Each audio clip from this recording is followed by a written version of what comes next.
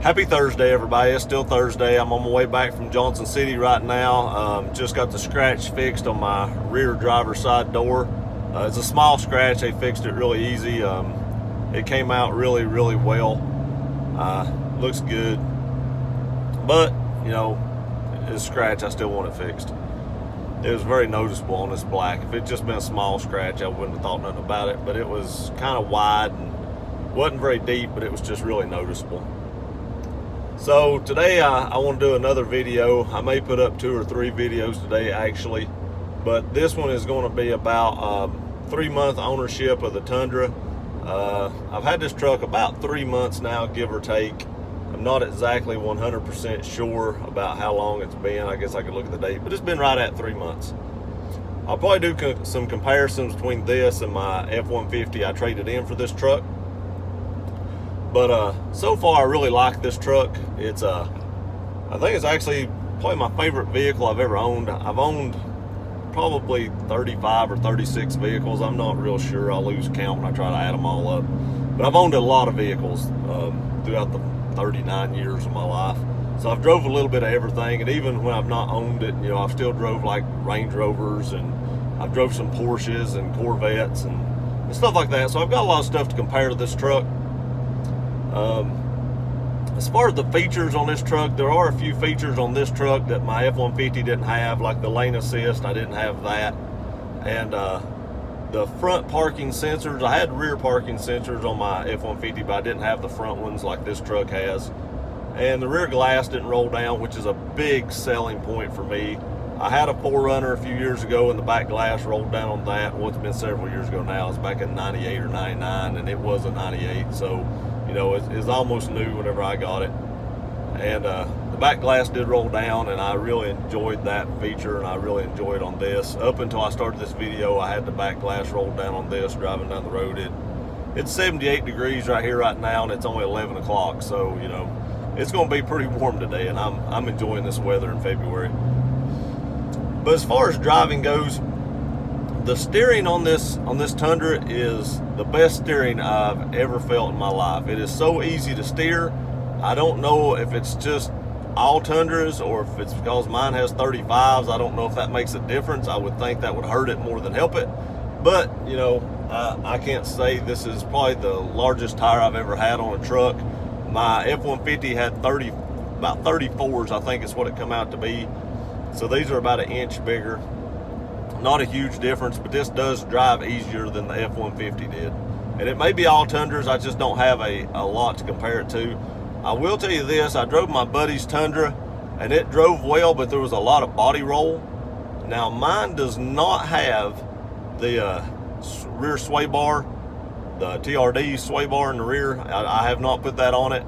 I think it might fit with a 3-inch lift, but I'm not 100% sure. I've not done enough research, but I almost feel like I don't need it. His had a lot of body roll, and mine has very little, and I'm not sure if the lift just helped stiffen that up or if what the case was. But it's a lot easier to drive this truck in the curves than it was his. I was always fighting it in the curves, even though I wasn't driving very fast in his truck. It still seemed like I fought the curves a lot. So, you know, if you get a Tundra, I highly suggest a lift. Mine's got the 3.2 ready lift on it.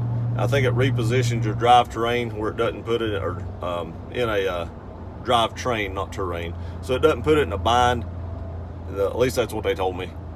So that may be helping the steering also. The drive train not being in a bind. I'm hoping this big truck in front of me doesn't throw a rock up and hit my windshield. I've already had one of those replaced coming back from Miami. Let's get around him.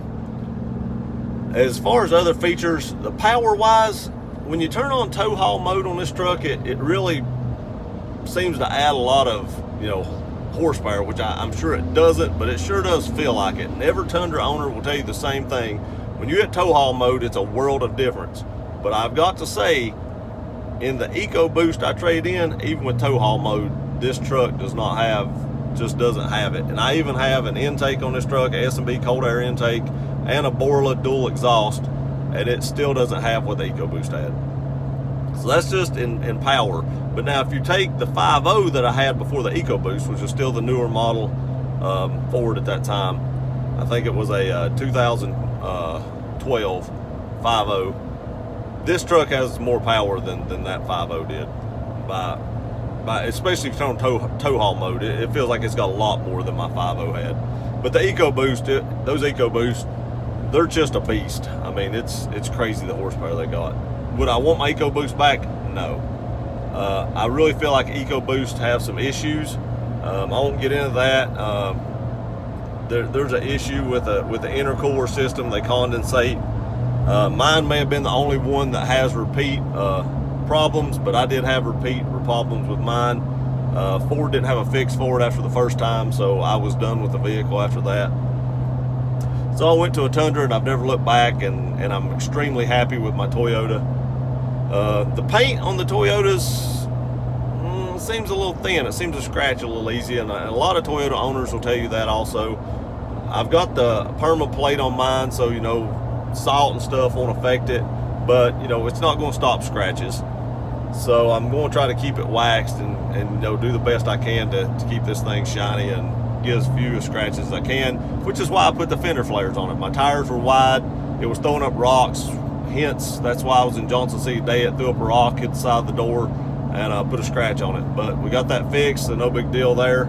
I could have probably did it myself, but me and Toyota argued a little bit on a misunderstanding, and I got it fixed for free. And thank you, Toyota. I appreciate that. I appreciate you coming through and doing what you said you do and backing your word. That means a lot. As far as other things, you know, the transmission on this truck actually feels a little bit better than the Ford did. You'll hear a lot of Ford owners talk about some of the transmissions, and if you've still got a Ford, you're probably going to deny it, but people that don't have Fords anymore will tell you that, you know, some of them have transmission issues. Mine never failed. It's just when it shifted gears. I was in a parking lot a couple of times, and I would slow down, almost come to a stop, and the first time it happened, it really freaked me out. It felt like literally like I got rear-ended, and I actually stopped and looked back behind me to see what had hit the back end of my truck, but nothing was there. It was just a weird downshift. It did it 2 or 3 times. It was weird, and I've not had any issues like that in this truck, thank goodness. Infotainment system in this truck is perfectly fine. Both vehicles had navigation. I don't use navigation, either one of them. I use the navigation on my phone. It's usually Google. It works just fine, and I didn't see any reason not to switch from it. You know, just if it ain't broke, don't fix it kind of method. I know how to use it, so I guess I'm lazy on trying to learn how to use something else. The JBL system, I like the JBL system in this truck better than I did the Sony system in my FX4 F150. This one seems to have a better sub. Would I like it to be a little louder? Yes, but when I really turn this thing up, it seems to stay more clear than my Sony did in the F150, so I do like that. The climate control in this and the Ford is about the same. No issues either one. I will say this, my seat warmers in this truck work a whole lot better in the Toyota than they did in the F150. When you turned them on in the F-150, I couldn't even tell it was even working. I could drive for 50 miles and my seat never got warm other than just body heat heating it up. This one will burn you out of the seat after just a few minutes. So, you know, I've not really used the air-conditioned seats in this truck because it's December whenever I bought it. But the heated seats, they are a lot better than the Fords. The air-conditioned seats in the Ford, I couldn't tell they were on in the passenger seat either. My wife said in the driver's seat. My wife said in the passenger seat, you know, she could tell the heated seat was on and that the air conditioning seat was working. But in this one, in my seat in the Ford, I couldn't tell it. Now this one, like I said, the heated seats are great. I'm hoping that the cooled seats are just as good. I'll be extremely happy if they are. The leather in this truck, way better than the Ford. You know, this has the Lexus grade leather in the Platinum Edition. So I really like this leather a lot better than I had in my Ford. Steering wheel controls are basically the same. They're just laid out a little different. So, you know, there's really nothing to compare there. It's about the same. Dash on this truck versus dash on the Ford. The instrument panel, nothing to complain about either one. Both were great. So, you know, I can't complain about either thing on that. The shifter on this one, I do like it. It takes some getting used to when you're used to pushing a button and pulling it straight back, and this has like the diagonal shifter, so it's neither here nor there. It doesn't matter either way. It just took me some getting used to, because I kept reaching down to push a button until I got used to it. The center console, I do like the center console in this truck better than I did the Ford. It has the cutout in the top where I put my phone. I will tell you this, when I first started putting my phone in there, I would forget it, because I was used to setting it down in the bottom in my Ford, and for some odd reason I just forget I put it in the lid, and I just leave it there. But now I'm used to it, so it's not an issue. I do like it having that little spot there. Inside of this console is bigger than the Ford I had, and I am putting the safe in it. If you've not seen that video, it's a few videos back where I did the unboxing of the safe. I've not got my holster in. I'm hoping it comes in a couple of days, so I can do an install video into the safe of that holster, and then do an install into the truck. So we'll get that as soon as it comes in. I'll do the video on that and get that uploaded. Other features of this truck, like I said, the back glass rolls down. Huge selling point for me. I love how the back glass rolls down these trucks, and it's awesome. I would have hated to have bought a Tundra that didn't have that, because that was one of the things I really wanted. The sunroof in this truck is real big. It was big in the F150, so you know both of them gets equal points there. Other things, just looking around, there's more room in this truck side to side. This truck is bigger. My buddy, where I got my windshield knocked out or busted with a rock coming back from Miami, he put the strip back on the front, the 5% strip back on the front. He said this is one of the widest windshields he'd ever measured. This truck is huge side to side. I mean, there's just tons of room inside this truck. My F-150 had a lot of room, but this truck has more room. It's amazing to me just how much room this truck has. It's very, very comfortable. As far as everything else, the only thing that I did like about the F-150 better than this, in the back console, on the back side, the F-150 does actually have a regular power outlet where you can plug in like a regular outlet and, you know, charge your cell phone or watch an iPad or whatever you want to do. It's not just a USB port or nothing, and this truck does not have that. And there's a hump in the back floorboard that actually I'm pulling up to a stop sign or a stop light, so I can play. Oh, it's green. Crap, it just turned green. Never mind. I'm not gonna be able to show you that because I gotta go now. But there's a hump in between the seats in the back, and the Ford was completely flat. I like it being completely flat. That way, if somebody's sitting in the middle, their feet ain't up just a little bit, or they're trying to straddle that hump.